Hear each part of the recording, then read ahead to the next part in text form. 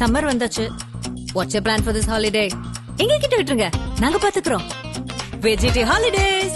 GT Holidays, South India's #1 travel brand. ஆதன் தமிழர்களுக்கு வணக்கம். பல்வேறு துறைகளில் சிறந்த ஆளுமைகளை சந்தித்து நாம் நேர்காணல் எடுத்து வருகிறோம். அந்த வகையில் மீண்டும் நம்மோடு இணைந்திருக்கிறார் அரசியல் திறனாய்வாளர் திரு ரவீந்திரன் துரைசாமி அவர்கள். அவரிடம் கேட்பதற்கு நிறைய இருக்குன்னு வாருங்களோடமே கேட்போம்.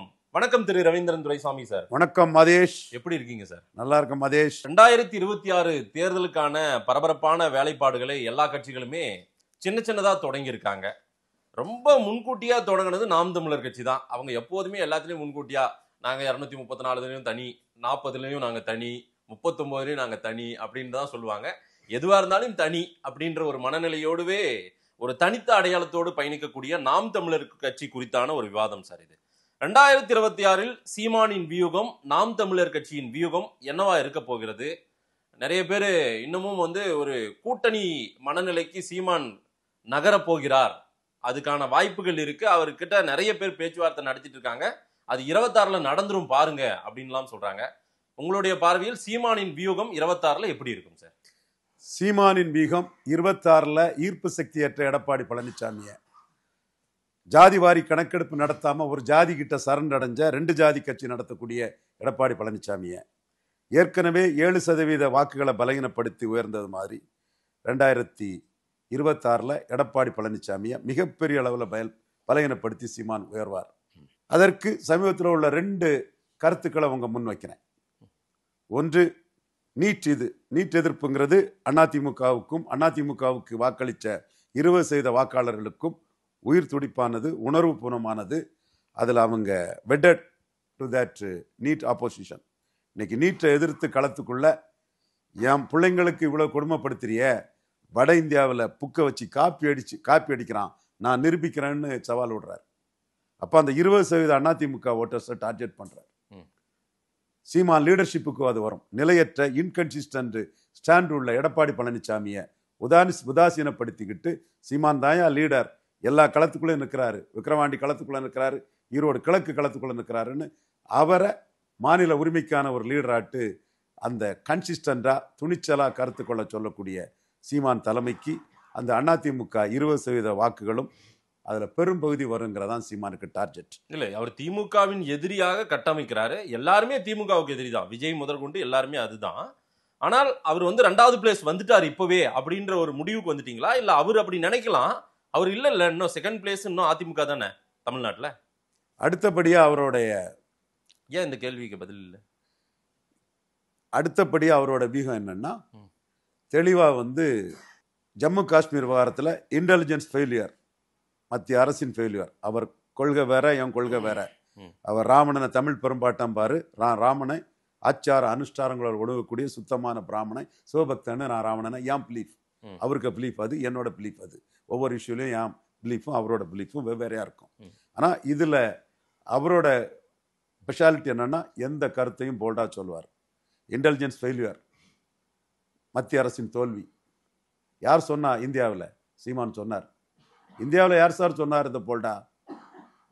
இந்தியாவில் இச்சைய கருத்தை பரம்பரை ரத்தம் உடம்பிலடா, அது முறுக்கேறி கிடக்கிற நரம்பிலடா, அச்சம் என்பது மடமையடா, அஞ்சாமை திராவிடர் உடமையடா.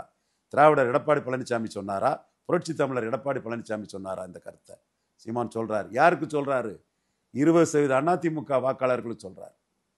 புல்வாமா சர்ச்சிக்கல் ஸ்ட்ரைக், இந்தியா ஃபுல்லா மோடி ஏறி போறாரு, ஜாட்டுகள் 60% வாக்களிக்கிறாங்க. ராஜ்புட்டை சிஎம் ஆக்கினாலும் தேசபக்தியும் தேவபக்தியும் உள்ள பிராமணர்கள் 60% மேல இமாச்சல்ல வாக்களிக்கிறாங்க. உத்தரகண்ட் பிராமணர்கள் ராஜ்புட் சிஎம்மா மோடி வச்சாலும் கூட மோடிக்கு 60% மேல வாக்களிக்கிறாங்க. முதலமைச்சர் நமக்கு தரலங்கிற எந்த வருத்தமோ எண்ணமோ பிராமணர்களுக்கும் இல்லை, ஜாட்டுக்கும் இல்லை ராஜஸ்தான் ஹரியானாவில்.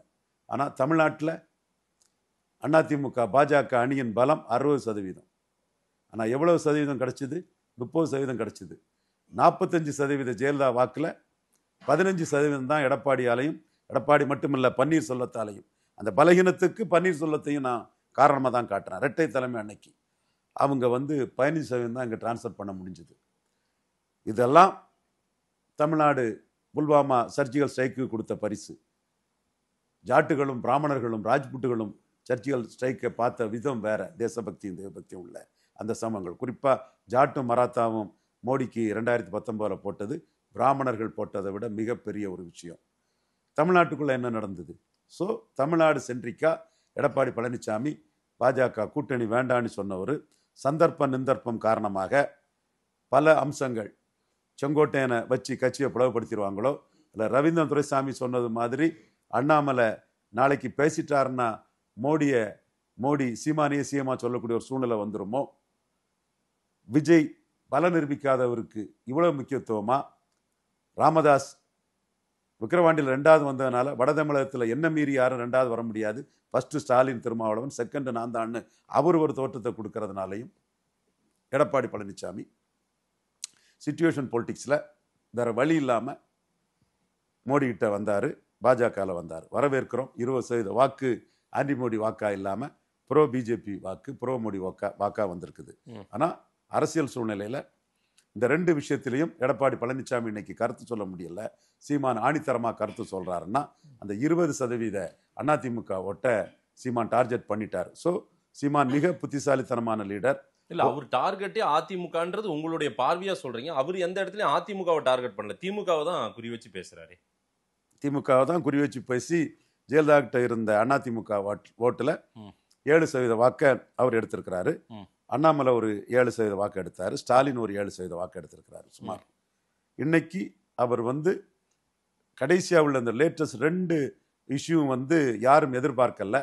அவர் பாஜக கூட்டணிக்கு வந்துருவாரு, அது இது நிர்மலா சீதாராமன் பேசிட்டாரு, அமித்ஷா பேசிட்டாரு, அவர் பேசிட்டாரு, இவர் பேசிட்டாருன்னு சொல்லும்போது தேஜஸ்வி யாதவ், சித்தாராமையா இவங்களை விட போல்டான கருத்தை இதை சொல்லியிருக்கிறாரு. மீண்டும் சொல்றேன், அவர் கருத்து போல்டானு தான் சொல்றேன்.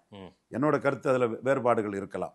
போல்டான கருத்தை சொல்லி அவர் களத்துக்குள்ள அதிமுக ஓட்ட பாஜக எதிர்ப்பு உணர்வுல எடப்பாடி பழனிசாமி எடுத்த 20% ஓட்ட சீமான் டார்கெட் பண்றாரு. இல்ல சார், அதிமுகவின் வாக்குகளை டார்கெட் பண்றாரு, எடப்பாடியை வீழ்த்தணும்னு நினைக்கிறாரு, எடப்பாடியை பின்னுக்கு தள்ளணும்னு நினைக்கிறாருன்றத நீங்க சொல்றீங்க. அப்படின்னா அவர் என்டிஏ அலைன்ஸையே பின்னுக்கு தள்ளணும்னு நினைக்க போறாரா? அதுதான் பிளான் அவருக்கு.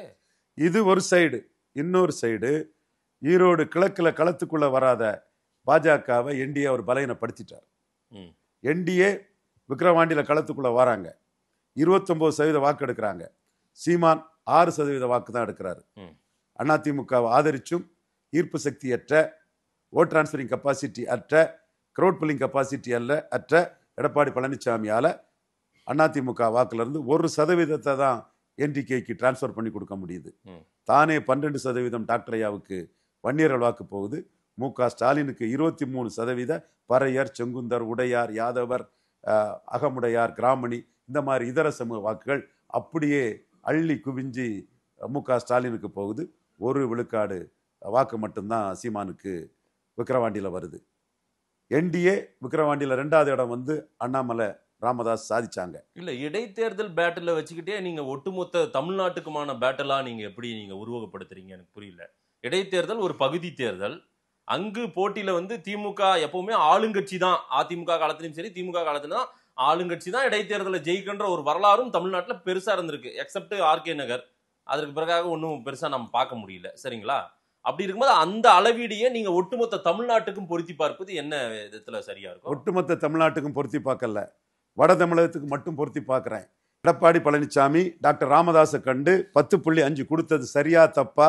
ரவீந்திரன் துரைசாமி ஜாதிவாரி கணக்கெடுப்பு நடத்தாம கொடுக்கிறது சமூக நீதிக்கு செய்த அநீதி, பல சமூகங்களுக்கு செய்த துரோகம்னு பேசுறதுக்கு பதில் சொல்ல வேண்டியிருக்கும். ஒருவேளையில ராமதாஸ் எமர்ஜ் ஆகி நாம 3வது போனா அது பெரிய அவமானமா இருக்கும்னு களத்தை விட்டு ஓடுனது வட தமிழகத்துல, குறிப்பா வன்னியர் அல்லாத பிற சமூகங்கள் மத்தியில எடப்பாடி லீடர்ஷிப் டவுன் ஆயிருக்கு, அவுட் ஆயிருக்குது. ஆனா 10.5ல அவருக்கு தானே பெரிய அறுவடை நடந்திருக்கிறதா நீங்களே பதிவு சொல்லியிருக்கீங்க என்கிட்ட. ஆமா தானே? அதுல லாபம் அனுபவிச்சவரு பாமகவோட எடப்பாடின்னு நீங்க சொல்லியிருக்கீங்க என்கிட்ட. அதைத்தானே நான் சொல்றேன். நான் வன்னியர்கள் மத்தியில அவரு சீமானுக்கு அளவுக்கு துணிவான தலைவர் இல்ல. ஒன்னையாட அடிக்க சொன்னேன், பறையதானே அடிக்க சொன்னேன்னு துணிஞ்சு கேட்டவர் விக்கிரவாண்டி களத்துக்குள்ள நின்னாரு. எடப்பாடி கோலத்தனமா அந்த களத்தை விட்டு ஓடிட்டாருன்னு நான் வன்னியர் நினைக்கிறாப்ல. அதுதான் யார வேணாலும் என் முன்னாடி உங்க முன்னாடி விவாதத்துக்கு வர சொல்லுங்க, நான் பேசுறேன். இல்ல நம்ம பொது தேர்தலை வச்சு பேசலாமே, 26 தேர்தல் அது உங்க விருப்பம். நான் இடைத்தேர்தலை வச்சு பேசுறேன். மக்கள் அதுக்கு தெரியும் நான் சொல்றது கரெக்ட்னு. களத்துல ஒர்க் அவுட் ஆகுமா 26ல? களத்துல இருக்கக்கூடிய மக்களுக்கு தெரியும். இப்படித்தான் சீமான் வந்து களத்துக்குள்ள வராத கமலஹாசனையும் தினகரனையும் பலகீனப்படுத்தி 8% வந்தாரு. சீமான் நாங்குநேரில் எடுத்தது ஹரிநாடாரோட குறைவு 2% வாக்கு. விக்கிரவாண்டி பழைய விக்கிரவாண்டியில் எடுத்தது 1.5% வாக்கு. இல்ல களத்துக்கு வராத டிடிவி தினகரன், கமலஹாசன் அவங்க எங்க களத்துக்கு வராங்க? எங்கேயாவது கூட்டணிக்கு நிக்கிறாங்க. ஆமா தானே? அவங்க இடைத்தேர்தல் எல்லாம் எங்க பங்கேற்று இருக்காங்க? ஆர்கே நகர் அது நின்னாங்க, அன்னைக்கு தேவை இருந்தது, அதனால நின்னாரு. மற்ற இடங்கள்ல எந்த இடைத்தேர்தலையும் நீங்க அமமுகவை கூட சொல்லலாம், சரி ஓகே. மக்கள் நீதி மையத்தை இந்த ரோல்ல எப்படி கொண்டு வரீங்க? இதை எப்படி நீங்க சீமானோட பொருத்தி பேசுறீங்க? விக்கிரவாண்டி, பழைய விக்கிரவாண்டி, வெள்ளூர் 2.6% தான் சீமானுக்கு. சரி. நாங்குநேரி இங்கெல்லாம் களத்துக்குள்ள நின்னனால தான் சீமான் இன்னைக்கு 8%. களத்தை விட்டதுனால தான் இன்னைக்கு கமலஹாசன். அவருக்கு ஒரு வேல்யூ இருக்குது. திருமாவளவனும் ரவிக்குமாரும் எங்க பிரச்சாரம் எங்களுக்கு பெரிய பலம்னு பல திமுக அவரை பார்க்காங்க, நவாஸ்கனி எல்லாரும் பார்க்கறாங்க, மறுக்க வரல. ஆனா அவர் ஒரு பிரைமரி ஃபோர்ஸா சீமான் இன்னைக்கு 8% இருக்கக்கூடிய இடத்துக்கு வர வேண்டியவர் அந்த இடைத்தேர்தலை கண்டஸ்ட் பண்ணனால அவர் அதில் பாதிக்கப்பட்டார். தினகரன் ஆர்கே நகரில் ரெட்டலையும் உதயசூரனையும் குக்கரில் வச்சு அவிச்சவர். அவர் 3 இடைத்தேர்தல் நிற்காதனால இன்னைக்கு அவர் வந்து 2% அளவுக்கு போயிட்டார். அவருக்கும் வேல்யூ இருக்கு, நான் மறுக்க வரல 2 தலைவர்களையும். பட் சீமான் வந்து களத்துக்குள்ள நின்னதுனால 8 வந்தாரு. கமலஹாசன் தினகரன் மாதிரி களத்தை விட்டு விக்கிரவாண்டியிலும் ஈரோடு கிழக்கிலும் எடப்பாடி ஓடி இருக்கிறாரு. ஒரு கோழைத்தனமான அந்த ஓட்டத்துக்கு சப்பக்கட்டு கட்டக்கூடிய 4 பேர் ஊடகத்தில் ஏசி ரூம்ல இருந்து சப்பக்கட்டு கட்டலாம். மக்களுக்கு தெரியும், குறிப்பா நான் வன்னியர்களுக்கு தெரியும் சீமான் சுத்த வீரனா களத்துக்குள்ள வந்து நின்னான்னு. நான் வெள்ளாள கவுண்டர்களுக்கு தெரியும் ஈரோடு கிழக்கு களத்துல சீமான் நின்னாருன்னு. 2 இடத்திலையும் வன்னியகுல சத்திரியர்களுக்கு பயந்து 3வது பேருமோன்னு எடப்பாடி விக்கிரவாண்டியை விட்டு ஓடிட்டாருன்னு தெரியும். எடப்பாடி ஈரோடு கிழக்குல நின்னா டெபாசிட் செந்தில் பாலாஜி, அவரும் எடப்பாடி சமுதாயம் தான். செந்தில் பாலாஜி தமிழ்நாட்டின் நம்பர் 1 ஆர்கனைசர். அவரு உள்ள புகுந்து 23% 16 ஆக்கி டெபாசிட் இழக்க வச்சிருவாருன்னு ஓடிட்டாரு. சீமான் 8 ஒரு 5, 6 உயர்த்தினாலும் சீமானுக்கும் எடப்பாடி பழனிசாமிக்கும் கொங்கு மண்டலத்திலே பெரிய வித்தியாசம் இல்லைன்னு தெரிஞ்சிடன்னு களத்தை விட்டு ஓடிட்டாரு. 2 இடத்திலும் களத்தை விட்டு ஓடினதுல எடப்பாடிக்கு லீடர்ஷிப் அடிபட்டிருக்கு. கன்சிஸ்டன்ட் ஸ்டாண்ட் இல்லாததுல எடப்பாடிக்கு லீடர்ஷிப் அடிபட்டிருக்கு. கன்சிஸ்டன்ட் ஸ்டாண்ட்லையும் களத்தை விட்டு ஓடாததுலையும் 234 துணிஞ்சு போடுறதுலையும் சீமானுக்கு லீடர்ஷிப் உயர்ந்திருக்குது. கமலஹாசனையும் தினகரனையும் பலகீனப்படுத்தின மாதிரி எடப்பாடியையும் என்டிஏயும் சீமான் பலகீனப்படுத்துவார். நான் ஆக்சுவலா உங்ககிட்ட விளக்க வந்தது என்டிஏ எப்படி பலகீனப்பட்டுங்கிறது. அண்ணாமலை விக்கிரவாண்டியில நின்று 2வது இடத்துக்கு வந்தார். இதே அண்ணாமலையாலும் என்டிஏயாலையும் டாக்டர் தமிழிசையாலையும் நயினார் நாகேந்திரனாலையும் ப்ரொஃபசர் சீனிவாசனாலையும் வானதி சீனிவாசனாலையும் சிபி ராதாகிருஷ்ணனாலையும் இன்னும் யாரெல்லாம் சொல்லுங்க, அண்ணாமலை மட்டும் நான் குறை சொல்ல மாட்டேன். அதே மாதிரி இது ஆர்கே நகருக்கு டாக்டர் தமிழிசை மட்டும் குறை சொல்ல மாட்டேன். இன்னும் யாரெல்லாம் சொல்லுங்க லீடர்ஸ் அந்த இமேஜில். பொன் ராதாகிருஷ்ணனாலையும் அப்படி பாருங்க, இன்னும் பிஜேபி லீடர்ஸ் யாரும் விட்டுறாண்டா. கரு நாகராஜனையும் நம்ம தம்பி அண்ணன் சகோதரர் அவரை சொல்லாம வேற யாரும் சொல்ல. கரு நாகராஜனாலையும் ஈரோடு கிழக்குல என்டிஏ சார்பா கேண்டிடேட் போட முடியல. டாக்டர் ஐயா கேண்டிடேட் போட்டாரு, வாசன் கேண்டிடேட் போடல. அவர் வந்து ஒரு அடையாள அரசியலுக்கு தான் இருக்கிறாரு. ஸோ கேண்டிடேட் போடாதது கமலஹாசனும் தினகரனும் கேண்டிடேட் போடாத மாதிரி ஒரு லீடரா வந்த அண்ணாமலை அவர் லீடரா இருக்கும் போதே ஈரோடு கிழக்குல கேண்டிடேட் போடாதது சீமானுக்கு பிளஸ். இது பல அரசியல் விமர்சகர்களுக்கு தெரியாது. ரவீந்திரன் துரைசாமிக்கு தெரியும். களத்துல இருந்து வந்தவன், மக்கள் உணர்வை தெரிஞ்சவன், சொல்லி அடிக்கக்கூடியவன். ஏற்கனவே நான் சொல்லி இது சரியாயிருக்குது. அதுதான் 2021 நடந்தது. சீமான் விஷயத்துல 24 நடந்தது.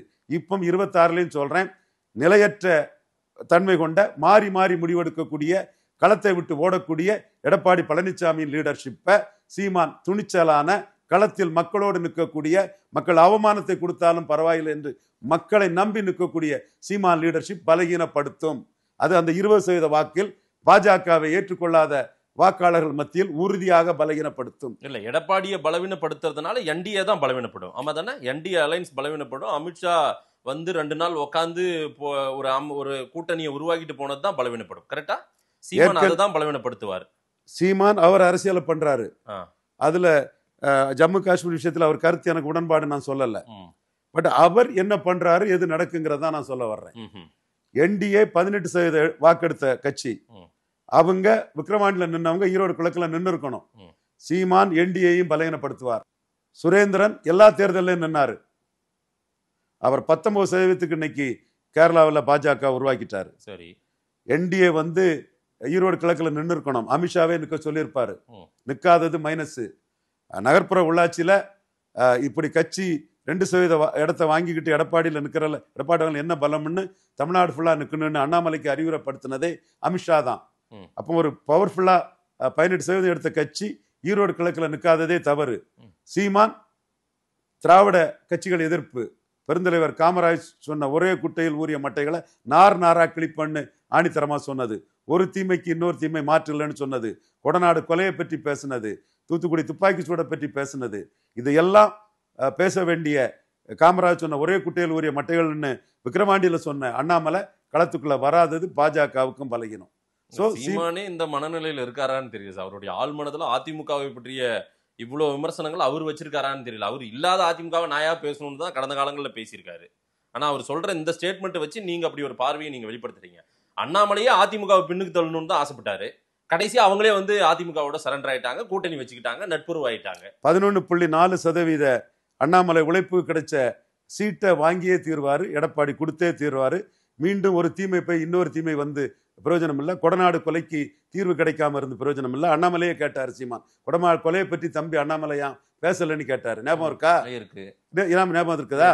அந்த இடத்துல அண்ணாமலையோட சீமான் உயர்ந்துதான் நின்னாரு. சோ இன்னைக்கு அண்ணாமலை அவர் உழைப்புல கிடைச்ச 11.4%க்கு அதிமுக 19.4க்கு ப்ரொபோர்ஷனேட் ரேஷியோவில் சீட்டு வேணும்னு கேட்கிறாரு. பவர் பொலிட்டிக்ஸ் பண்றாரு. நேற்று பேசுனதுல அண்ணாமலை, நான் தான் தமிழக பாஜக தொண்டர்கள் என் பக்கம் தான் இருக்காங்க, இந்த 11.4%க்குரிய சீட்டை எடப்பாடி தந்து தான் தீரணும் அப்படி சொன்னாரு. அதுதாங்க அர்த்தம். எது சார் அந்த வரிகள்லாம்? நான் அந்த வார்த்தையோட அர்த்தம் அதுதான். எடப்பாடி என்ன மீட்டிங் பேசினாரா தெரியுங்களா? ஒரு நேரில் வந்து நேரம் கொடுத்து பேசியமைக்கு நன்றி திரு ரவீந்திரன் துரைசாமி. வணக்கம்.